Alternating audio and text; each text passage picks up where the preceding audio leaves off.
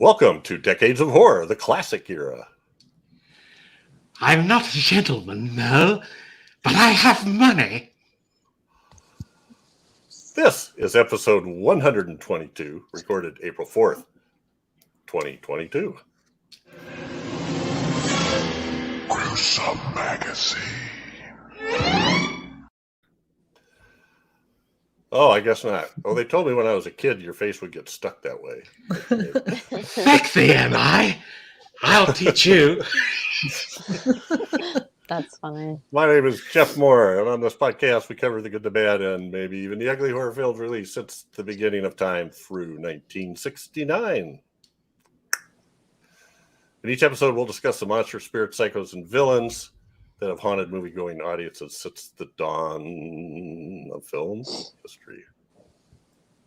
Decades of Horror is partnering with Play Now Media on 3 of their channels. Count them, 3.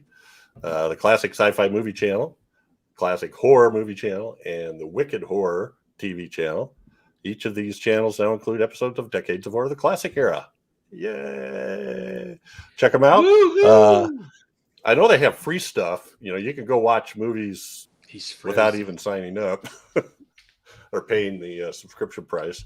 But it's available on Roku, Apple TV, Amazon Fire TV, Android TV, online websites, also across all OTT platforms, as well as mobile, tablet, and desktop. Okay, on this podcast, we start off by giving some basic details of the film. Then we do some first impressions, and then we take off down the road whichever way our hearts desire. As my mentor used to say, when you come to the fork in the road, take it. But first up, and you wonder how let's introduce my incredible co-ghost, Whitney Collazo, an accomplished artist, makeup artist, and writer. Whitney, how are you? I'm good. How's it going? It's going good. It's going good. Also with us is Chad Hunt, co-host on Decades for the All of Them, and Heroes and Droids, and a film producer and director with Wreak Havoc Productions, and a comic book artist and writer, and a swell guy. How you doing, Chad? Did you just say swell? I haven't heard that since I was 10, but I'm doing swell, Chad. Peachy. I'm also peachy. With us is Daphne. I'm the bee's knees. The awesome, stupendous, and likable as hell, Daphne. How are you? I'm the cat's whiskers. There you go. There you go. Hi, I'm doing good. Is that a thing? The cow of the cat's whiskers? Yes. Mm-hmm. I thought it was like the cat's meow. Oh, maybe it is the cat's meow, but I think it's cat's whiskers. I think it's cat's whiskers too. Bees knees. That's the cat's meow. Siri, Cool. cat's whiskers. It might be cat meow. All right. Spoiler alert. We always, like the movie we're doing today is 90 years old. So, Everybody's if you dead. haven't seen it, get with the program. Our topic today, chosen by, I almost forgot, Daphne, I believe. Yep. Dr. Jekyll and Mr. Hyde from 1931. It's a handsome fellow. Very. But he has Directed by Ruben Mamoulian. Written by Samuel Hoffenstein and Percy Heath. From the novel, The Strange Case of Dr. Jekyll and Mr. Hyde. Printed in 1886, written by Robert Louis Stevenson. The cast includes Fredric March, Miriam Hopkins, Rose Hobart, Holmes Herbert, and Edgar Norton. The production company was Paramount Pictures. It's also listed as a Ruben Mamoulian production. It was filmed August 24th to October 20th, 1931. And the release date, well, it's kind of iffy. There was a premiere in LA on December 24th, 1931. There was one in New York City on December 31st in 1931.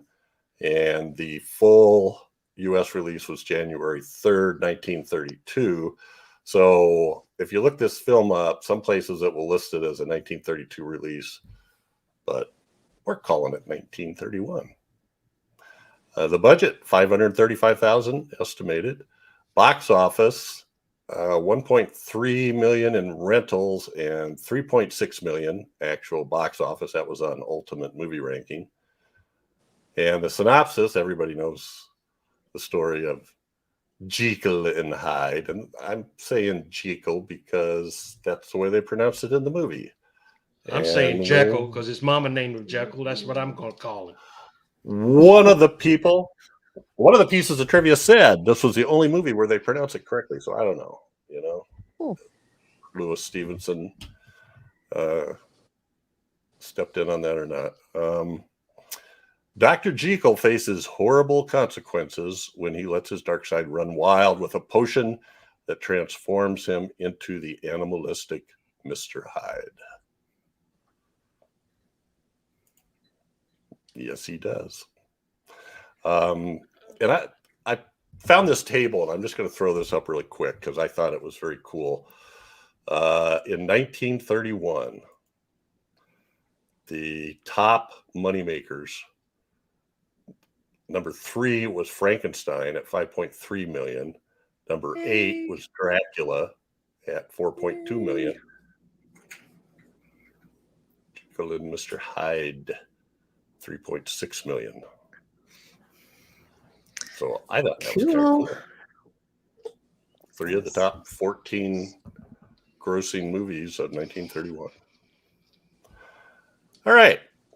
I'm not sure, Chad, if I can really do this. Oh, and it was known as, I don't know if I didn't put this on that card, but El Hombre y el Monstruo in Mexico. The Man and the Monster. And the Monster. Man and the Yeah, Monster. no, monster. Yeah. Most of them are just Jekyll and Hyde, but that was interesting.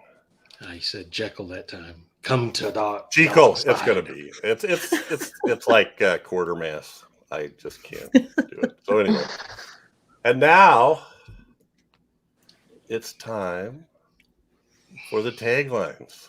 You know, we're going to have to do something about these taglines and the number of taglines. This is getting to be a The thing. more the now. better. You gonna be a love thing. it. Okay, we'll see about that. Holy cow. Let me get my cheaters on here. You don't need to read where it showed up. Then they're much shorter. Okay. Is a man a murderer when he kills his own soul? That's actually pretty good. I like that. Okay. Mhm. So this is from the Lubbock Evening Journal. So I'm going to read it like a spine chilling. Absolutely spine chilling. I think I've heard that one goodness. before. This one's from Texas too. Before your own eyes, a man turns fiend. If you listen, you can hear the oil derricks in the background. My sister-in-law and her husband lived in Lubbock, and they didn't talk like that at all. They didn't? I don't know. Maybe I should have read it slower. I've- Before your own eyes, a man turns fiend. I was getting just a scent of the guys from Dallas, J.R. Ewing there, but I guess that's Oh, Dallas. It's not Lubbock. yeah. I'm not too familiar with Texas, so I'm just assuming. I'm just going with the stereotypical Texas accent there. This is another one from Lubbock. The weirdest yet most romantic theme ever played by Fredric March. A wonderful lover by day. At night, a monstrous maniac, and still a wonderful lover. At night, a monstrous maniac. A wonderful lover by day. Oh boy. Oh my gosh. Okay. Open the windows so the light can come in, dear. No, I'm not going to go there. The picture that makes Frankenstein a bedtime story. Oh, that's from Pittsburgh. The picture that makes Frankenstein a bedtime story. Okay. Where's this one? Ohio. high in the middle around the blue pits. Think Dave Dreher. Only a romantic genius like March could bring you the supreme thrills of this classic of classics. Cast of 500.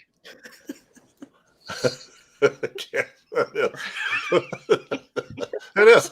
It's like the fine print at the end of the pharmacy, the drug ads. Yeah. Keep refrigerated. You'll never forget it as long as you live. This is New York. You'll never forget it as long as you live. Before your very eyes, a gallant lover turns into a monstrous fiend. Here we go with the lover business again. I don't get that. Anyway, audiences stand aghast. Every critic acclaims it. Greatest thriller ever made, dude. That's from the Los Angeles, California Daily News or something. Last Pretty one. well. Oh, that's one too. Put yourself in her place. The dreaded night when her lover became a madman. There we go. Okay. Yeah, that's way too many Thanks, Ted. taglines. Well, you know what? Some of those weren't bad. Not as bad as usual. They were, at least some of them were original, right? I have a note from my doctor here that says I do not have to read taglines anymore. Dr. Jekyll. Dr. Jekyll. When you say Jekyll, I hope you sound like you've got a clam stuck in your throat right here. All right. First impressions. Daphne, this was your pick. Trying to help you out. So had you seen this before, and what are your first impressions? I haven't seen this one, and I really liked it. I liked it a lot. I was stunned with how scintillating it was and how violent it was. I know it's pre-code, but it's still it packs a punch. And I thought the actors were really, really good. I really, really liked it.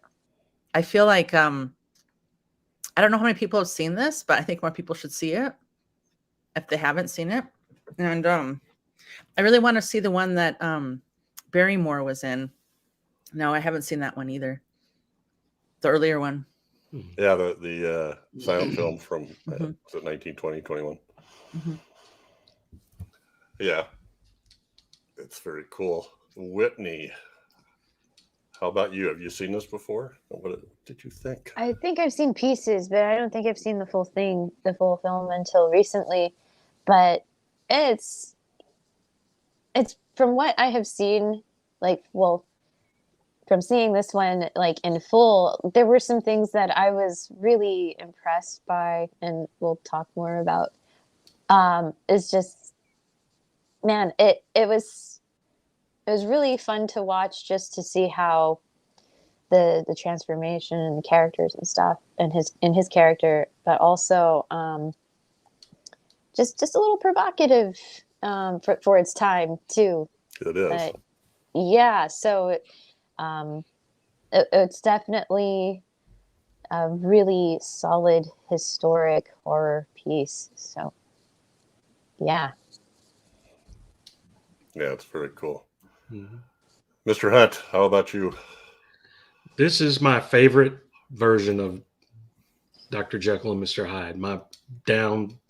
This is the first one I've ever seen, and I've seen some of the other ones, and they don't hold a candle to this one. And the first time I saw it, I wasn't aware. I was too young to know what the pre-haze meant and that kind of thing. So when I watched it, I was just shocked, because I always thought movies from this era held a certain innocence. You know what I mean? Because, of the time that it was made and everything. So, and I've always had a fascination with the dichotomy of man's personalities. And so I've always been drawn to that kind of story. That my favorite guy is the Incredible Hulk. He's based on Jekyll and Hyde and that kind of thing. So it's always, that's an interesting thing for me to explore is the two sides of human beings. You know, we always have that. We have that good side, and then we have our bad side. But it's always easier. It's easier for us now, and in a more civilized society, to keep that evil side or that bad intentions and bad thoughts in check. Where, so it's interesting for me to see, what if that side was let loose? What would it be? What would it be like? And how would it affect you? Because Jekyll wanted to be rid of that side, and he thought he was close to being able to totally eliminate that side of him, and he finds out that side of him is just as much a part of him as the Jekyll side, you know. And it's an amazing story that I love. And this, just the lasciviousness of Hyde in this movie, and he just drips evil, and the more evil he becomes, the more that side comes out, the uglier he gets, and the more grotesque he starts to become. And it keeps you on the edge of your seat for a movie that's that old, 90 some years old. It's like a page turner of a book. You can't put it down. It just keeps your attention. And Fredric March is a genius in this role. I mean, he really pulls off the good side and the evil side in a way that I'm starting to turn into Bill Mulligan here, but but I've always loved it. I've loved it, and the actors do such a great job. And we'll get into it. But yeah, this is my absolute favorite Dr. Jekyll, Mr. Hyde movie version of it. Yeah. I think it's my favorite too. I have sort of a special place in my heart for The Strange Case of Dr. Jekyll and Mr. Hyde that starred Jack Palance in the 60s, but only because I saw it live on television, and it made a big impression at that time, his portrayal of him. But this is amazing. I totally agree with you about Fredric March, and I'll throw in there that Miriam Hopkins is absolutely amazing. I was so impressed with her performance. They're easily the two main characters, you know, in the movie, and they kind of play two sides, both of them, you know. Also, the Ruben Mamoulian, the stuff that he does in here, the different techniques, and the cinematographer Carl Struss. There's so much like symbolism in here, and I think there's a lot of puns. I mean, I think this might be one of the most pre-code movies I've seen. I mean, there's a lot of weird puns and references, you know, that are not. It's very intense. Yeah. So let's get into that stuff. Just to start with, let's just show off a couple of posters here.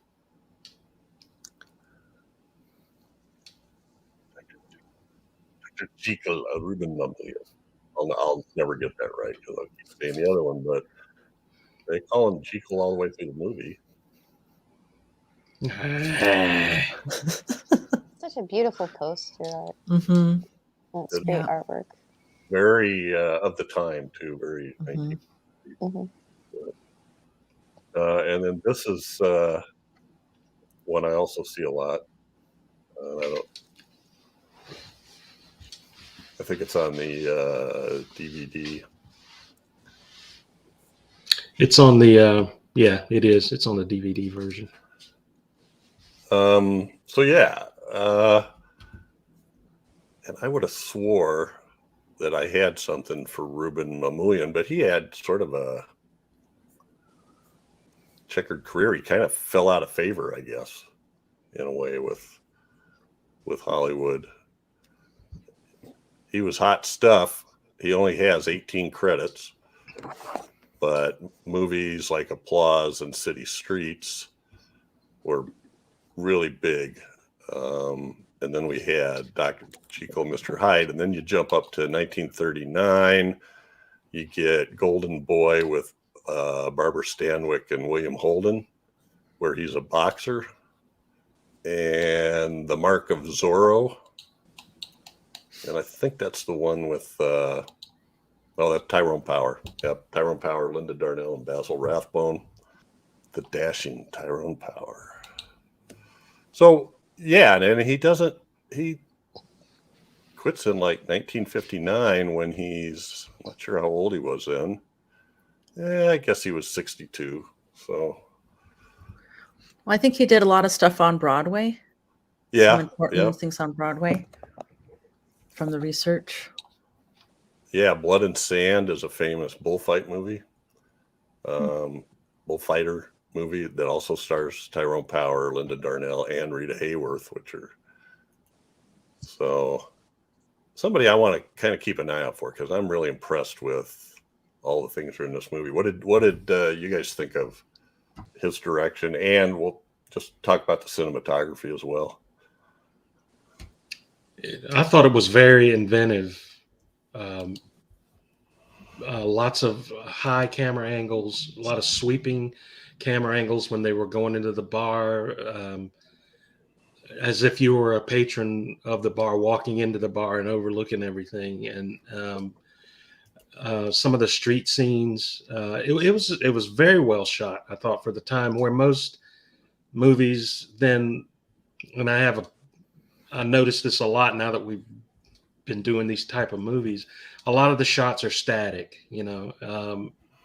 they're set against a background, like on a studio or something like that. But a lot of these felt natural and felt like you were really, it immersed you into the world that these characters lived in, I thought, with the way he shot everything. So I thought it was beautifully shot and well directed.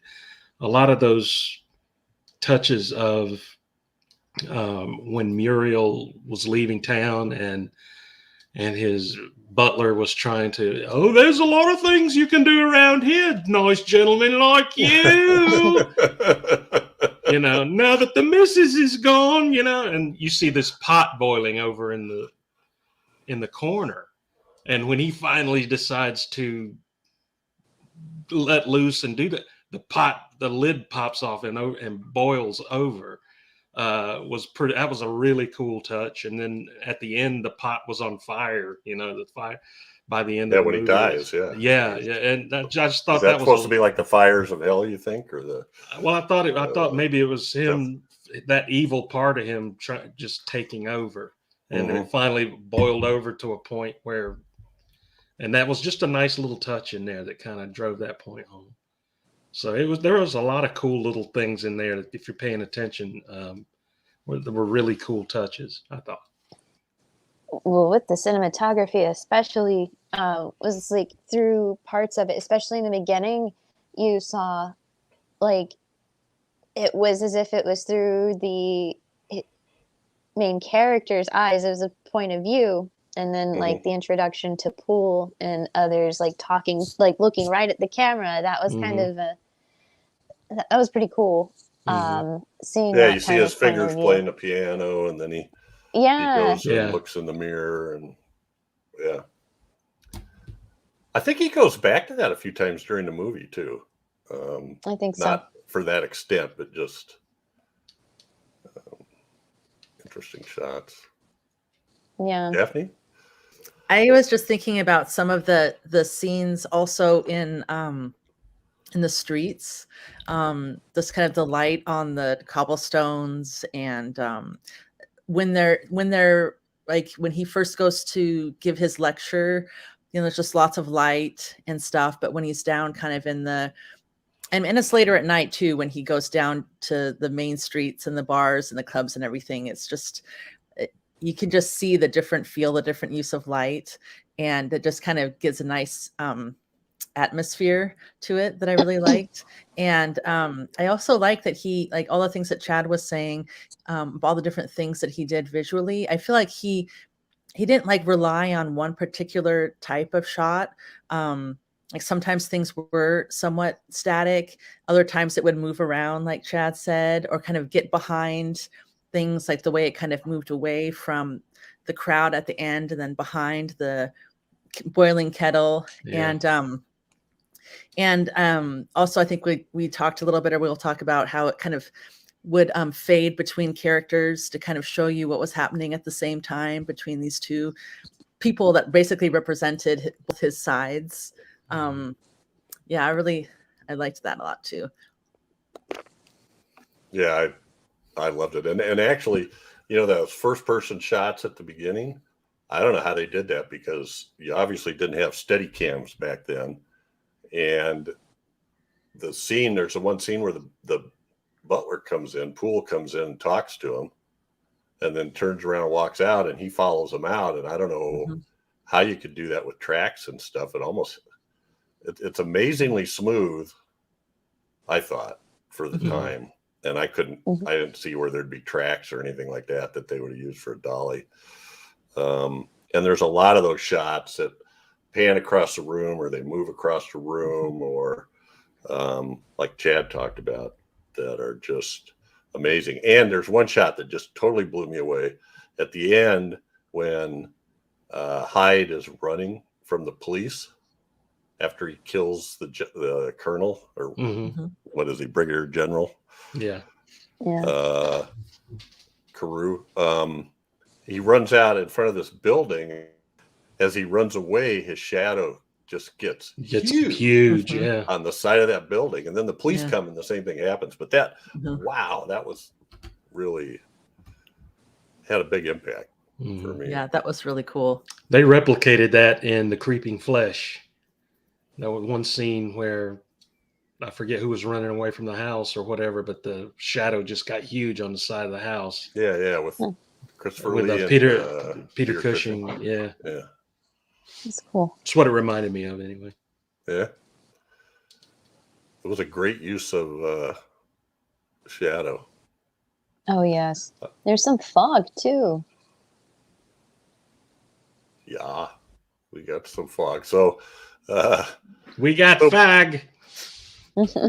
So before we get too far, I just wanted to mention that this movie was the first horror movie ever to win an Academy Award. So Fredric March won the award for Best Actor in a Leading Role, and was tied with Wallace Beery for The Champ. And the nominated for Oscars, Best Writing Adaptation by Percy Heath and Samuel Hoffenstein, and Best Cinematography was also nominated for Carl Struess. Cool. So let's throw up some Oscar-winning stuff. This is Fredric March. The top shot is with Ivy, or Miriam Hopkins, after she comes to him after he gave her some money, right, to Jekyll, because he basically realizes what Hyde has done to her, and she's so thankful. And the other one is him talking to his fiancee Muriel, who I think he's telling her that it's all off, I got to leave you. There's, he's been begging her to marry him through the whole movie, and then well, it showed what he is a good man. He knows he can't marry her now. He's murdered, and he doesn't want to put her through any more pain and suffering, and Ivy, what a tragic story there. So that's what makes this movie so good. You see the effect of evil on and how cruel a human can be if given free reign, and that's what Hyde is, just evil that has no control or anything over it. And just how I felt like I almost cried when I watched those scenes with Ivy, when he looks at her back and she's been beaten and she's so desperate to get away from Hyde, and he knows exactly what's going on. Yeah, Hyde's whipped her. It's so tragic. Yeah, I feel like we talked about kind of a lot of things that represents and stuff, and innuendo or whatever, but and it definitely felt like addiction. Like he started getting addicted to being Hyde in some way. Yeah. Even though he knew, I'm sure he started having, he was fighting doing it for some reason, but he always ended up becoming Hyde. So I like how he played that too, because it just was really believable that this really good man with integrity and stuff and morals would start behaving in a way that he wouldn't normally do if he Right. hadn't been doing that. And I just felt like it was a really believable portrayal that he was really, really a good actor. I was really blown away with the reality, or like the truth in his acting. That was really, really good. And just looking at the picture of Marion Hopkins there, the look on her face on the top, that's amazing. She just looks exactly like you would expect a woman who is, at her wit's end and beaten and everything.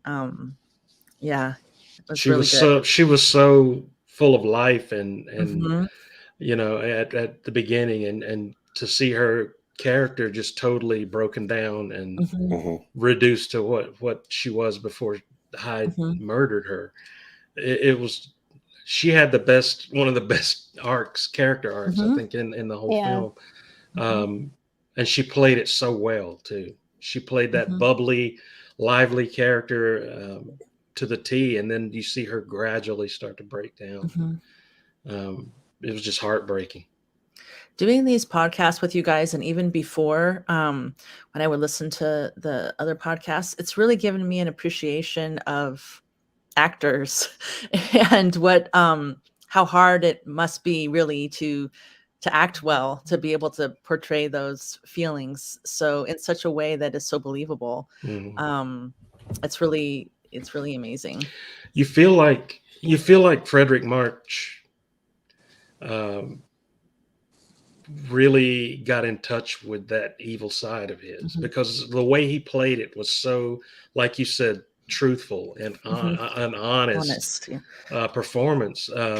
You felt like he really touched into something there, and touched on his evil side or whatever, just by the little idiosyncrasies that he gave Hyde, with the twitching and his hands were constantly moving, and he's looking around like like a predator, Well, he is, and it was very truthful.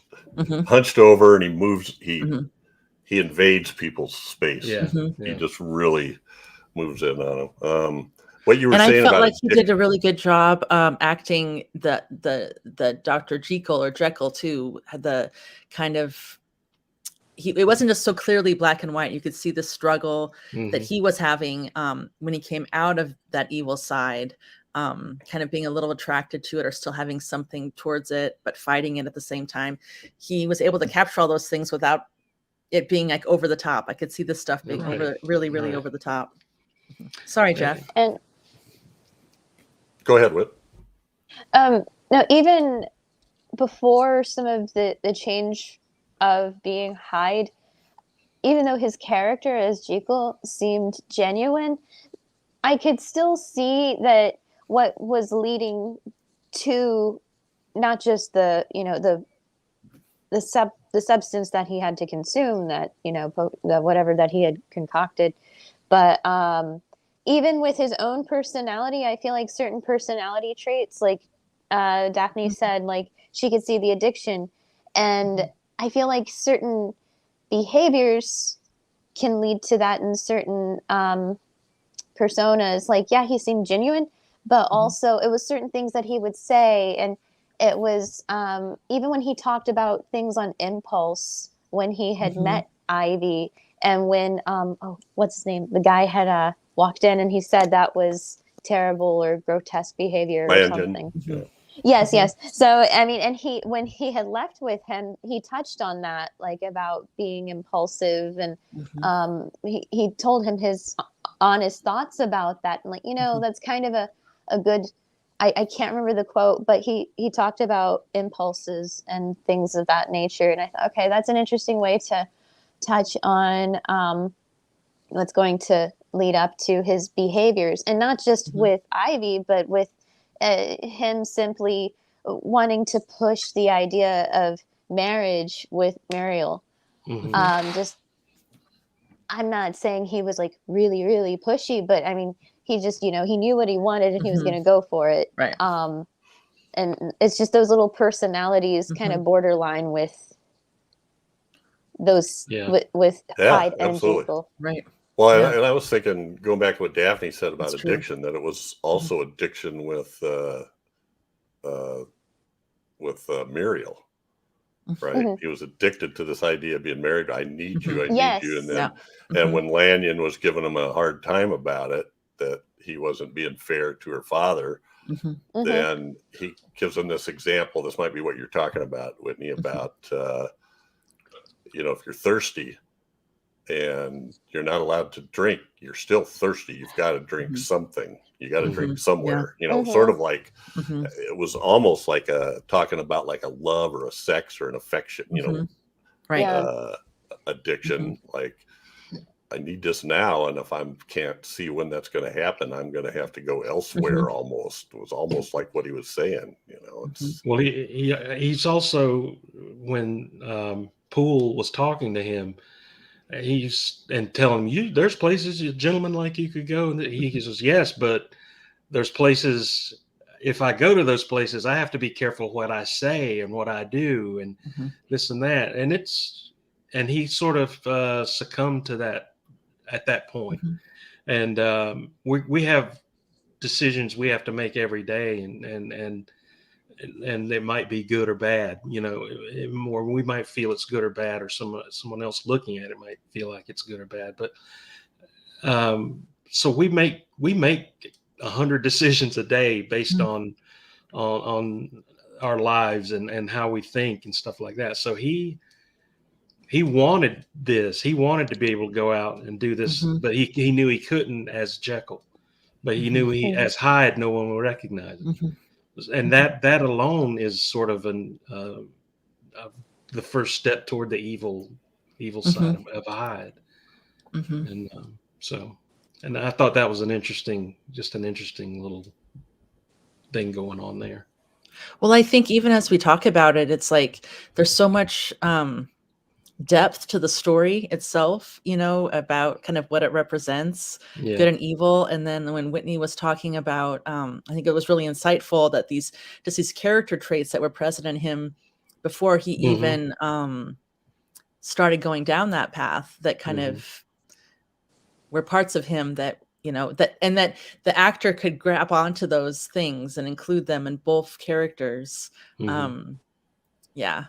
And I just love it when the story is so good, and it's like something that you hear about. It's always been around as far as I can remember. Oh yeah, Dr. Jekyll and Mr. Hyde, and so many things are, it just becomes almost, I don't know if cliche is the right word for it, but when you really get into it, it's like this really amazing story. You understand why it's still around and what it gets at. And I feel like this movie did a really good job of doing that.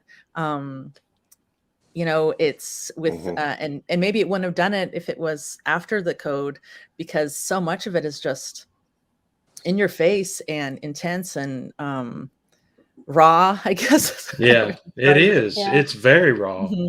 The threats of violence, the consequences of violence. I mean, you can see on Ivy's, even on her chest and shoulders, there's bruises.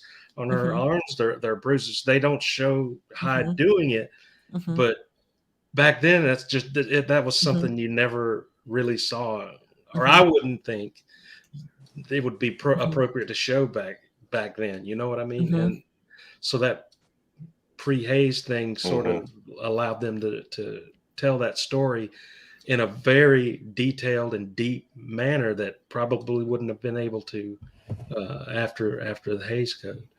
Well, and it just, how we talk about lots of times in horror movies, how if you don't see it, sometimes it makes it scarier. I feel like that also worked in this, because you had a sense of how cruel Hyde is. And so when he's Mhm. talking to her and when he's playing with her, you know what he's saying, and and Right. she knows what he's saying, and you know why she's scared, and it's Right. just Mhm. so much more powerful. It's visceral. It's almost Yeah. an instinctual Yeah. fear. You know what she's talking about, Right. and it's something inside of us that we Mhm. recognize that type of Mhm. thing. So it's like I was saying, we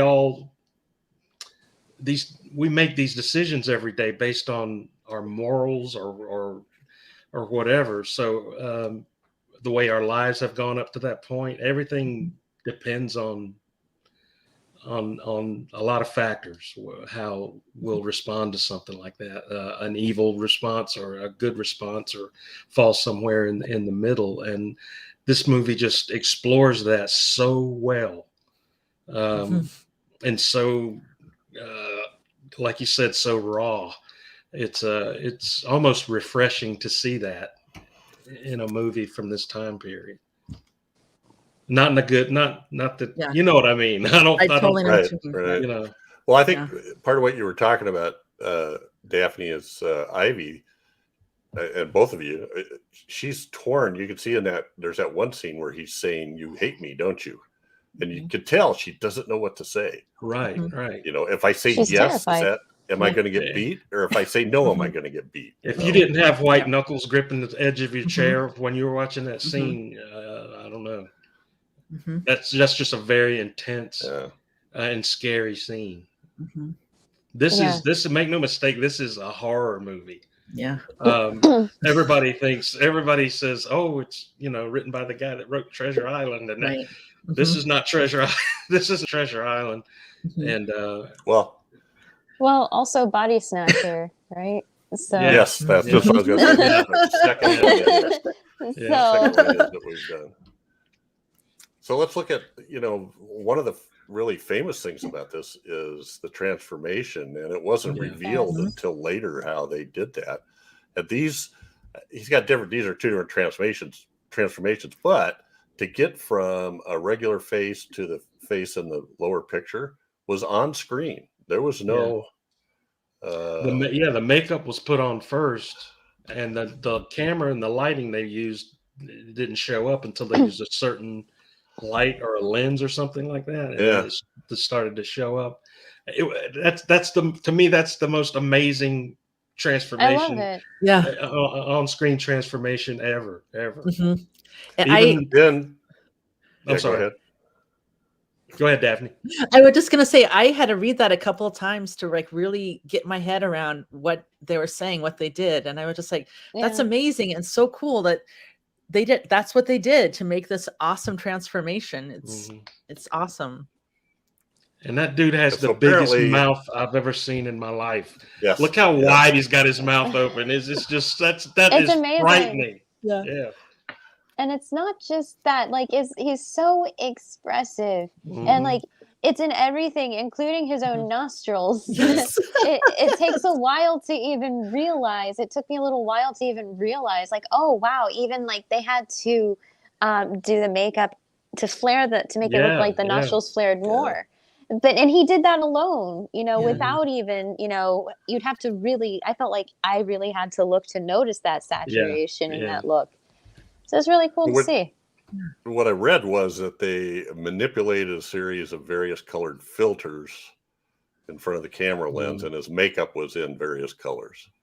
mm. I can So it would tell. change his Mm. appearance based on whatever color it was. But wow. And it says he That's just so cool. didn't reveal how he did it until the 60s, Mammalian. So cool. Anyway. And Because then they with moved it. makeup, though. Oh, sorry. You go ahead, Jeff. No. Go. No, but I mean, I can kind of tell you have to do that kind of thing with makeup because it doesn't just take one solid color to make something pop. You have to like blend other colors Mhm. to make something work. You have to. Oh man, there's just because you could just really see how they played with every feature and crevice, and Mhm. so when you said like they had to do different colors and play around with that, I can kind of see that. Yeah. Anyway, I'll let you So go, like Jeff. Sorry. so like the sections where there's a lot of like depth, like in his Yeah.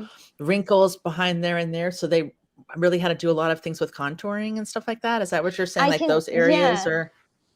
Mhm. yeah, the contouring and the blending, Shadows and you can hollowing see his that. face. Yeah. Well, and then they would show that, and then they would cut to his hands and do what seemed to me like a similar thing with his hands with Mhm. the Mhm. color filters. And then they would cut back to the full transformation with the teeth and the hair. Mhm. Um, Mhm. and also we mentioned, as we talked beforehand, that as time went on, he got more and more gruesome, or more and more hideous, more and more of his ugly part of his personality coming forward, right? Mhm. Mhm. And that's the bottom picture there, clear at the end. It's amazing. That is just the most frightening. It really is. Ugh, They nightmare fuel. they I use the get same goosebumps like that. same technique through each one, as far as like the different coloring and the film lenses and stuff. It looked When like they they did some what do you call it? Like Jack Pierce did with Lon Chaney, where Yeah, I think there was some there was a Yeah. little bit of that kind of lap stuff too. dissolve at Yeah, at yeah. one There's point, but I think that was only once collodion and that I saw that. things. When he went back to Jekyll at the end, that was some Yeah, kind of yeah. lap dissolves going on Mhm. there, where they have him in various stages of makeup and then Mhm. overlap the shots. Because the picture you had up just before this, this one, yeah, where he's more far along, there's definitely, like it's definitely more stuff on his face, more. Hmm. That's how it Mhm. looks to me, anyways, as someone who doesn't Right, know a lot right. about that makeup. But it's it's the Well, I same think they face, but more. Yeah, yeah, yeah. makeup. It's just those early transformations where his Hmm. when he goes to this, Mhm. the shot on the bottom, that I think is where they're using the colors, and that gets to a Oh, stage. okay. Yeah. Mhm. Once you Yeah. see Okay. the teeth, Mhm. now he's Mhm. got real Mhm. makeup, Mhm. Mhm. prosthetics, and Got things Yeah. it. on it. Oh, what an excellent touch that was to Mhm. have him even become more and more gruesome Mhm. um, as Hyde began to take control Mhm. of the two personalities. And it almost seemed to me at some one point too that they were blurring the two personalities, because when Hyde Mhm. tried to come back and take the formula, when he and to turn back into Jekyll, because he couldn't do it without the formula, where he Mhm. had the guy meet him. I can't remember the guy's name. Meet him Mhm. with the package so he could Lanyon, yeah, Dr. Lanyon. Lanyon Yeah. was his name. Why would Jekyll want to turn back into, or Hyde want to turn back into Jekyll? Mhm. To me, it felt like they were almost the two sides were at war, and Mm. Oh yeah. uh, so Yeah, that's a good point. You're right, because I didn't Well, even and think about that. Why would he want to turn back? You yeah, know, so in that yeah. well, character, in that he person. You know. Mhm. is that when he reads trying to remember, he reads the thing in the paper about how Muriel and her father were back Returning, from yeah. their Mhm. trip. Mhm. Is that when, and he tells It's Ivy just that I'm going to be gone for a few days. Mhm. right. Mhm. Oh, wait a minute. It looked like you were just a little bit happy there. Mhm. And Mhm. she Yeah. did. There was just the quickest Uh-huh. flash of relief on her Mhm. face. Wow, that was Mhm. Mhm. it was amazing. Mhm. So I like too how this is kind of the top picture is sort of his maniacal look the first time he decides to try it.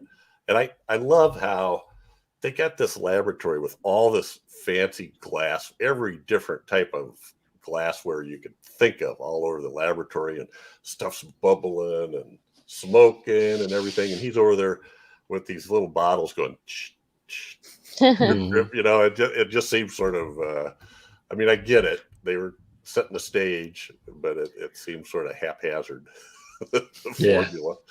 But anyway, he takes his first drink, and then his first motions, his body language, he just gets this.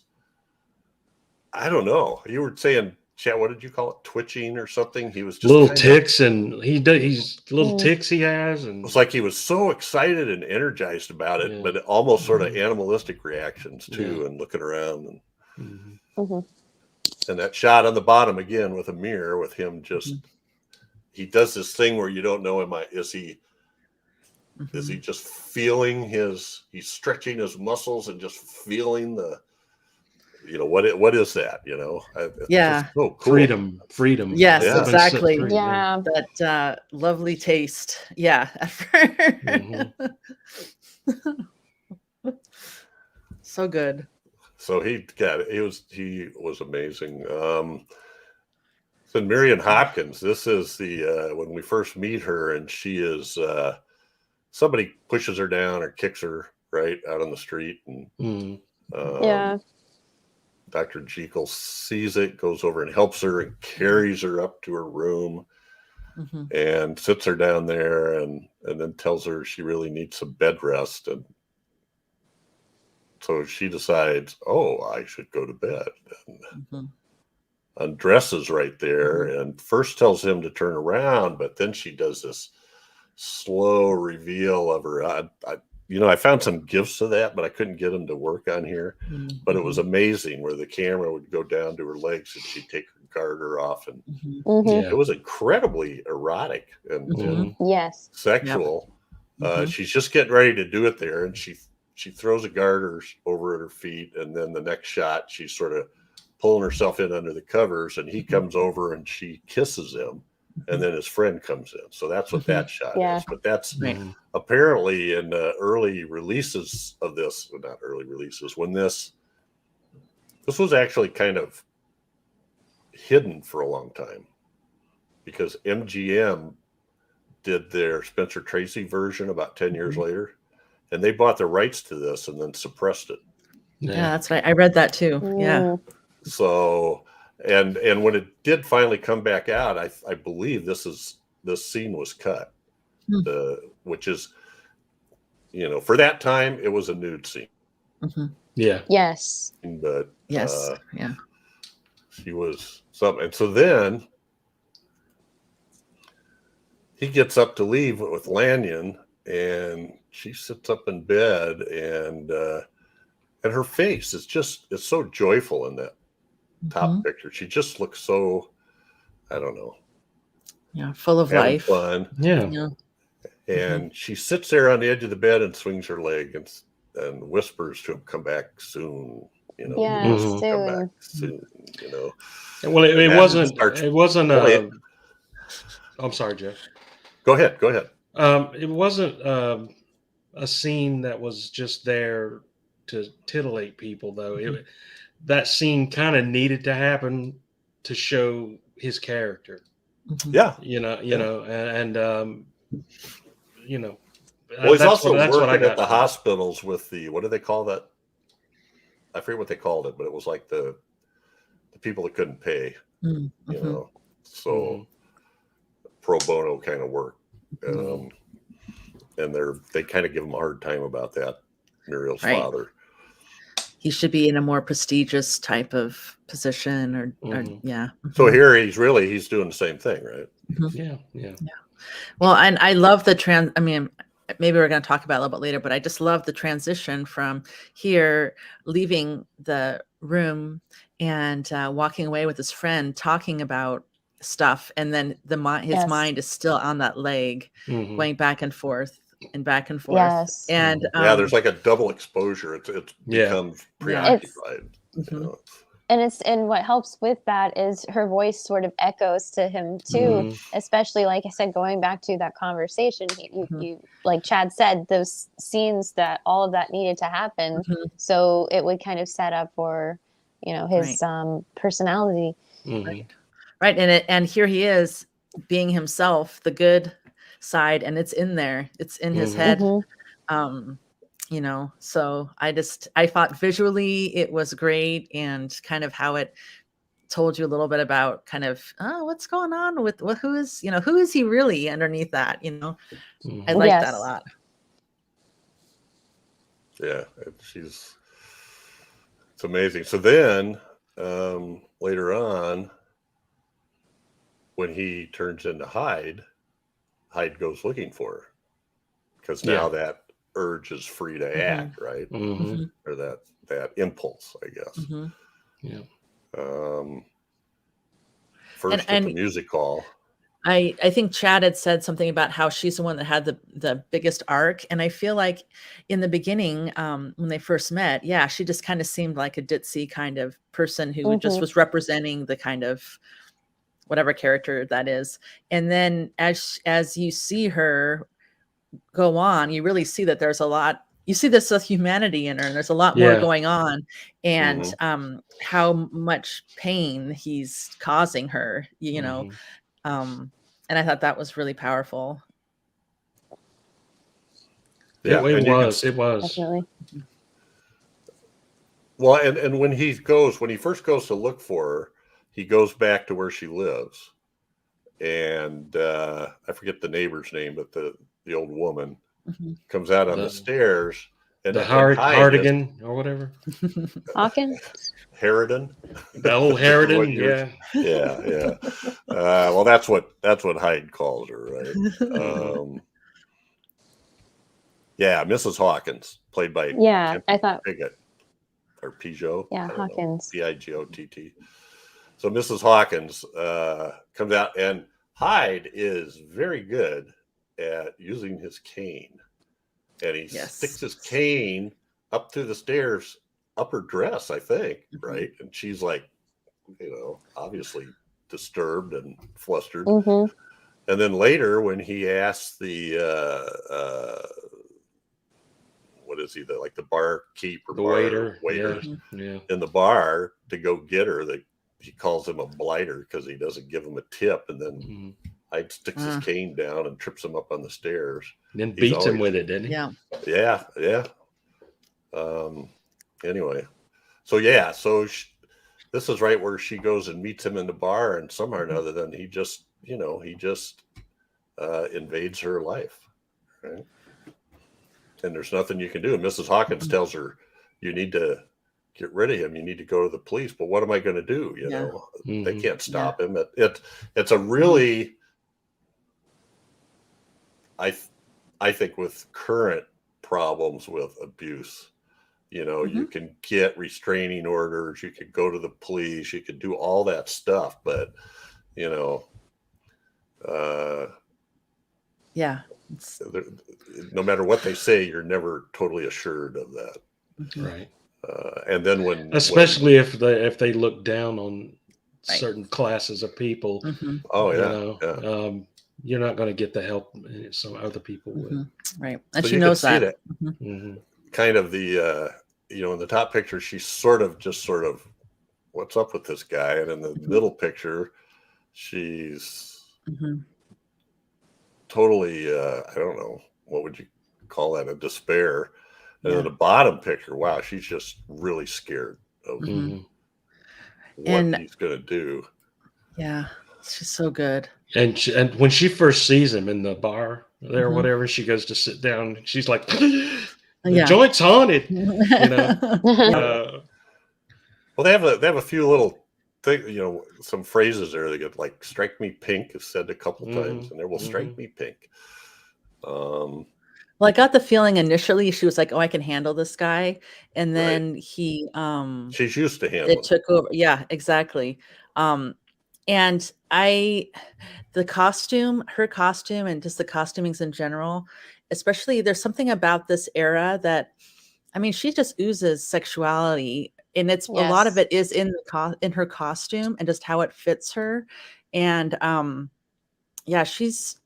she's gorgeous, and she looks fantastic, and that does I feel like that plays so much to her character.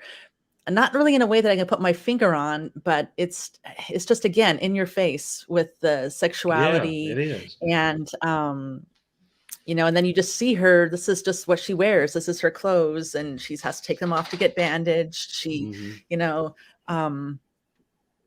she's. Well, even Hyde in the bar when they first meet, and he's like ogling her, and that figure, and he really like leans in on her. It's just Well, I a mean, look at his disgusting hand. display, but Yeah, but you know, Right. yeah. How he's holding her. Yeah. And just like it was so intense. Well, I think, and I didn't get a picture of it, but when I think this is it. This is right. The bottom picture is right before he kills her, I believe. yeah, it is. And if you look up above, then you see this statue of, is it Cupid and Eros? Yeah. Right behind them that they kind of pan up to. That's right. As she's dying, as he's killing Yeah. her. Yeah. Those lovers in the statue. Yeah. So there's so much. There's so much in here because what I was going to say is, Hyde says, "I got to leave," because he sees that Muriel is coming back to town, and then he changes back to Jekyll, and then Jekyll feels really guilty, so he sends a 50-pound note over to Ivy through Poole, and she figured, and he says who it is, and so Mrs. Hawkins convinces her to go talk to Jekyll, and then she realizes it's the same guy that helped her the one night, and she's begging him to take her in. I'll do anything. There's no mistaking what she's saying. Yeah. It could be cleaning, cooking, but anything, you know. Yeah. And he doesn't do it, but he promises her, right, that Hyde will not bother her again. And she finally believes him and actually kind of goes home and starts celebrating. So, which he had no idea Hyde would start to take over on his own without the formula. Hyde is taken over. And there's that scene there where she's been drinking champagne and she's all, well, so what I was trying to show here is that they use mirrors a lot. And that's where that dichotomy comes from. That's showing those two sides, right? So she's like very happy, very joyful, and then the door opens and you see it in the mirror and Hyde walks in. Yeah. It's spine chilling. It really is. You know, I guess that was one of the taglines, but wow. You know, and I didn't even pick up on the mirrors when I watched it. And then now pointing out, it's like, yeah, it's everywhere. The looking at the mirror, looking at yourself, seeing things in the mirror. There's a group, they're still around, but back in the 80s and 90s, called Wasp, and they did an album, and one of the songs on it is "Phantoms in the Mirror," and it sort of goes into, one of the lines is, "There's two in me, you can't see who I am," you know, because I'm there's two sides to everyone. There's this, you look in the mirror, you see a certain thing, but it's maybe not the same person that you present to others. So that struck a note with me, with all the mirrors and looking in the mirrors and being two sides and stuff like that. So I was it really struck me in the gut when he had said that she was never going to see him again, and then he shows up, and then he heads over, he turns and he heads over there. Didn't your heart just fall into your stomach? Yeah, I was like, oh my god. Well, and she was so happy, and she's drinking champagne because she finally feels relief. She thought she was free. Exactly. She really believed. She let herself believe that it was over. That it was. So it's. Well, she trusted Jekyll. She trusted Jekyll when he said, "Don't." Yeah. And that too. That trust was just broken. It was just hard. Jekyll couldn't control. Yeah. So as far as the mirrors go, you know, the first so the top picture is the opening scene where he's getting ready to leave and he looks at himself in the mirror and everything is first person right through his eyes. In the first transformation scene, he's looking at himself in the mirror and he drinks it. But the way they shot that was, it was a hole in the wall and he went around to the other side.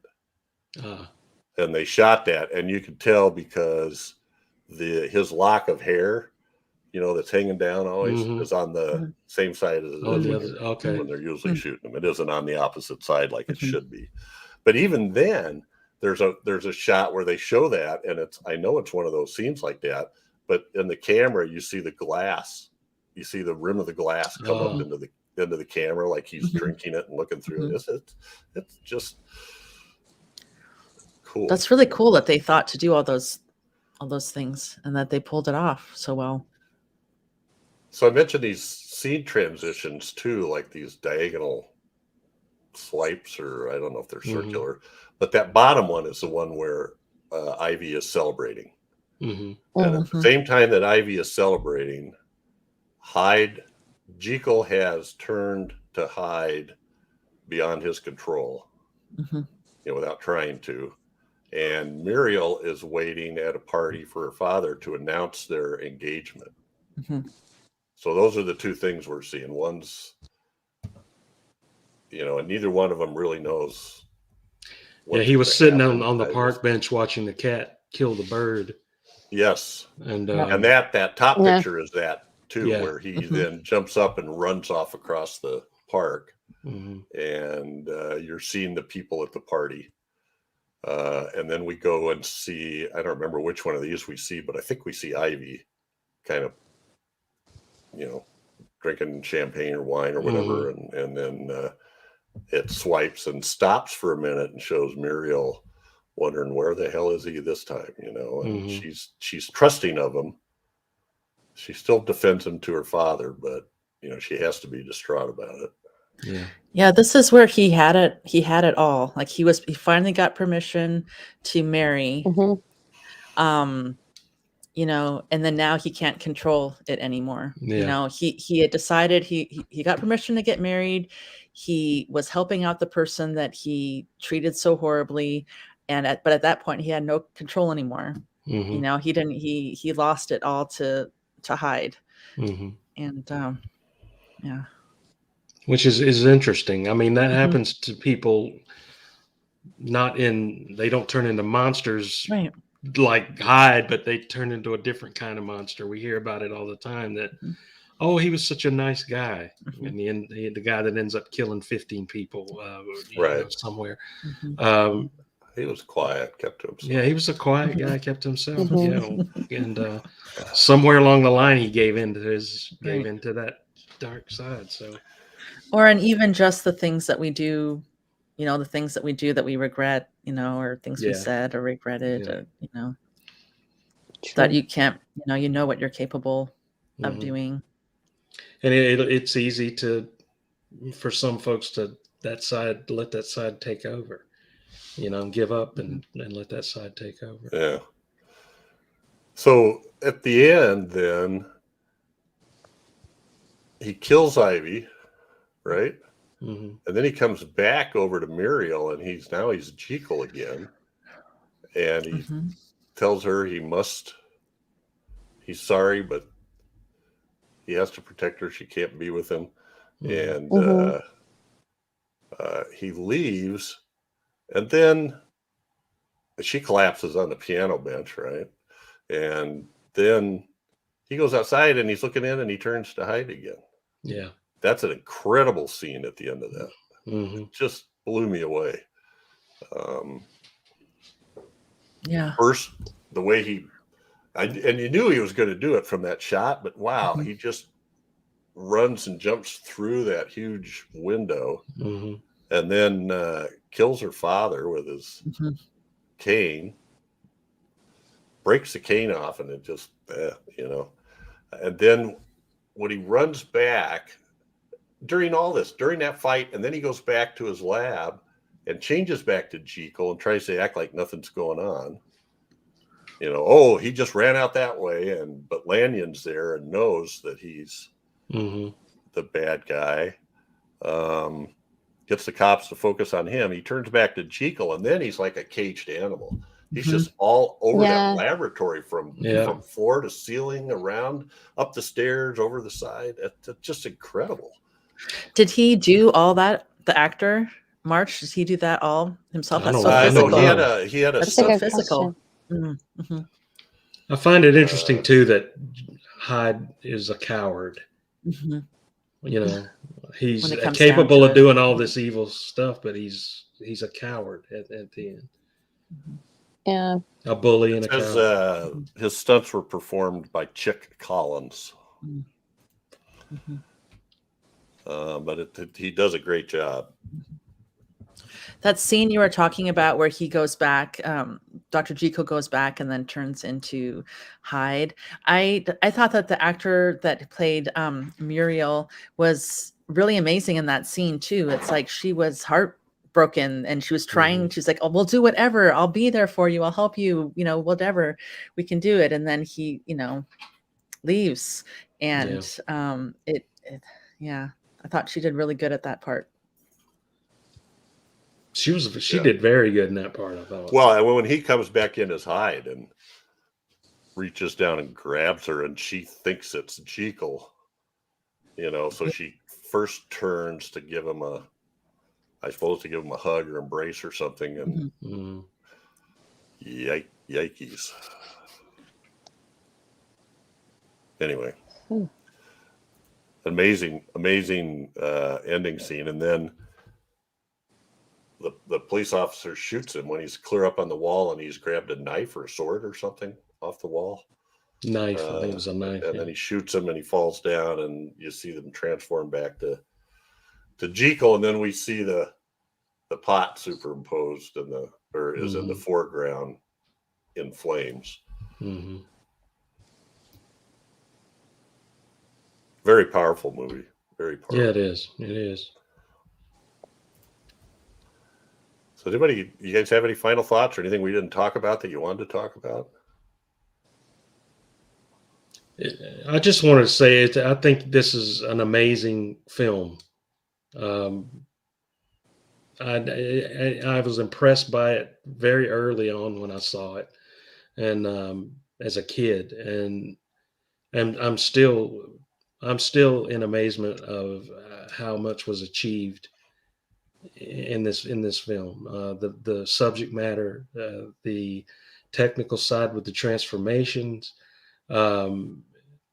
It's just an amazing film, and it's truly scary and frightening. And this should be in every horror fan's collection. This is a necessity for horror fans. I think it's just you've heard everything we've said about it, and then it's just an amazing film. Yeah, I couldn't agree more. And when I had read that, it was kind of hidden because they had done another one, and so they kind of suppressed it, I was like, oh my God, that sucks. This is a movie that everybody should see, or at least people that love horror or, stuff like that. It's a great movie that, it ages, everything in it is so truthful and honest, and that it doesn't matter that it's in black and white. It's made in the 30s. And the actors are phenomenal. And it's great. It's really, really good movie. Whitney, any final comments? Gosh, I feel like Chad and Daphne pretty much said it all, but I mean, basically, I agree with them. I mean, it's just it's a piece that's almost timeless. It's just it has so much weight on things that are relevant and personalities and how people, not just then, like can have a dangerous side to them. And knowing that's just something that's reoccurring in horror today. So just knowing that, and it's no wonder that this was something that had run up for awards and stuff in the past, just because of the story and the characters and just how it's taken back in history with everything in what Chad and Daphne have echoed. Yeah, and we should mention that Wally Westmore did the makeup for Hyde. I don't know if you noticed that or not. Wally Wally West. Yep. Wally Westmore. Yeah, I think it was Bud's brother. Is that right? Or Mm. it's part of As long as it wasn't Bud. And I'm trying to figure out. I wanted to mention too, there's not much music in it other than some piano playing by the characters, or in the music hall she sings the song "Champagne Ivy Is Me Name." But the opening music, anybody recognize that? I think it's Bach, but I can't. I couldn't put my finger on it, remember. but it did sound like it was classical music of some sort. This sounds familiar, but I don't know. I couldn't. Yeah, I tried. What's that app? Shazam on it. Nothing. Couldn't get it. But it was very recognizable and it was very appropriate. There was something that I just saw that I was going to mention. But they had, when it was re-released in 1936, the code said they had to cut 9 minutes from it. And then at some point there was only an 80-minute version available. And even now, I don't think it's ever been transformed into Blu-ray. Wow. Haven't been able to find one anyway. I know it's available digitally. I know there's. Yeah, you can watch it online, and you can buy it. You can get a DVD. Yeah. The Blu-ray should be available. I think closer to this fall. Oh, cool. Oh, wow. Okay. Cool. That'd be great. Well, guys. Yeah.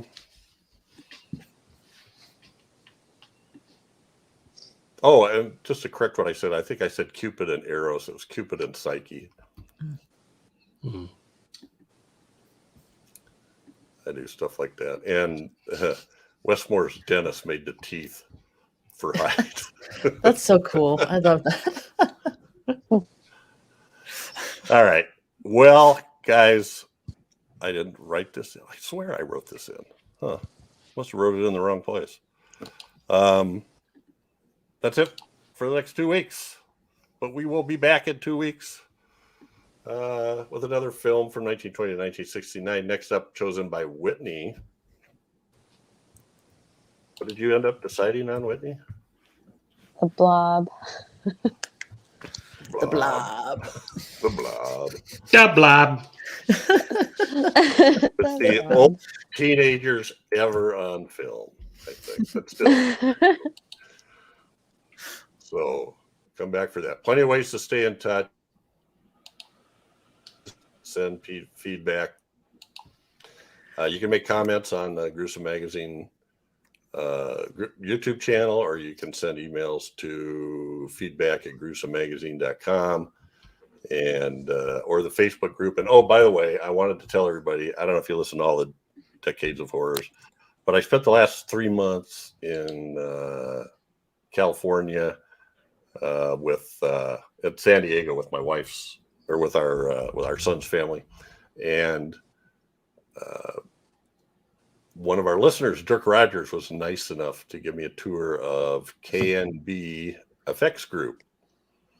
Wow. And some stuff I could take pictures and some stuff I couldn't. So I'm going to post some pictures on the HNR and DOH Facebook group when I get to it. But first I need to catch up with releasing some podcasts. But so cool. That's awesome. I'm not jealous. It was so much fun. And Dirk, oh my God, Dirk's my new hero. Dirk is cool. He is. Cool. Nice. He is. Never met him in person. He's been a listener for years. So, all right, really, Gru really Believers, cool. That's it. We'll be back. You're dang right, that's it. Huh? What? You guys got anything left to say? Because I'm going to play the outro. No. Say good Roll night, that everybody. outro footage, Jeff. That beautiful bean outro footage. Say good night, everybody. Good Good night. night, everybody. everybody.